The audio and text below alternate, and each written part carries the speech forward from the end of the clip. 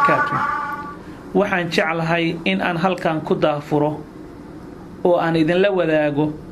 xaalad ba'an oo haysata dadka Soomaaliyeed meel waliba oo ay dunida ka joogaan xaaladda tani waxay tahay ogaal la'aan ba'an oo ka jirta cudur dilaa ah oo halisna ku ah jiritaanka ummadda Soomaaliyeed oo dadkii ka dahsoon oo aysan ka warqabin cudurka kan reer hebel ma yaqaan cudurka kan waqooyi iyo koonfur bari iyo galbeed Soomaali meel kastoo ay degan tahay caalamka daafihiisa ama bariga Afrika ama bariga dhexe ilaa iyo North America Europe iyo Africa iyo Asia meel kastoo ay Soomaali ku dhaqan tahayba sidaas uu wada saameynaya bal ka fikir in cudurka kan uu asiibo 12% kasta ee qof ee Soomaali ah taas oo ka dhigaysa dad kor u dhaafaya 1,200,000 oo qof oo Soomaali ah oo caalamka ama wadankii ku nool marka aan tirada Soomaalida ku saleeyo 10 milyan oo qof kaliya inay tahay hadday tiradu inta ka badan tahayna numberku inta uu ka badan yahay mushkilada ina haysataa waxay tahay dadkeenii oo arinta moogan oo aanan fahamsanayn daahna uu ka saaran yahay oo wixii aanan arkayn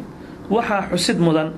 in cudurkan uu ka faafi og yahay cudurka dilaaga HIV-ga oo qarashka tirada badan caalamku ku bixiyo waxaaba inta ka sii daran in cudurkan uu bulshadeena si sahal ah oo ogaal la'aan ah la isu qaadsiiyo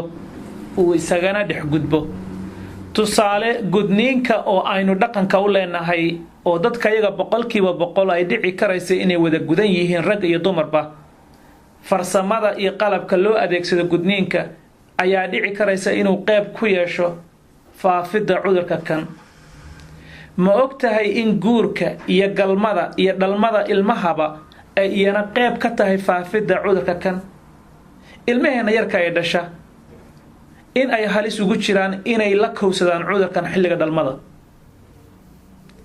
haba sheegin siyaabaha kala duwan ee sahalka ee uu bulshada Soomaaliyeed isaga dhex gudbo cudurka kan sida dhiig iyo dheecaan jirka oo si la isu dhaafsado qodax ama cirbad la wadaago cadayga ama dhega durka la wadaago farmasiyooyinka cisbitaalada oo ay suuragal tahay ogaal la'aan iyo farsamo hoose darteed in cudurka ay qayb ku yeeshaan faafintiisa Soomaaliyay dilaagan dahsoon ee sida u galiya dadkeena waa beer holciyaal viruses ah oo loo yaqaan hepatitis B iyo hepatitis C ee dadka Soomaaliyeed ay u yaqaanaan cagaarshow ama indhacaseeye walaalayaal wuxuu maaha cagaarshow iyo indhacaseeye midkoodna ee waa beer holciye beer huriye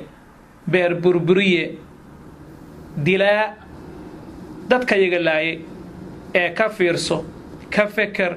ka foojignow halista uu leeyahay dilaagan dahsoon ee dadka iyaga ku dhex jira mahadsanidin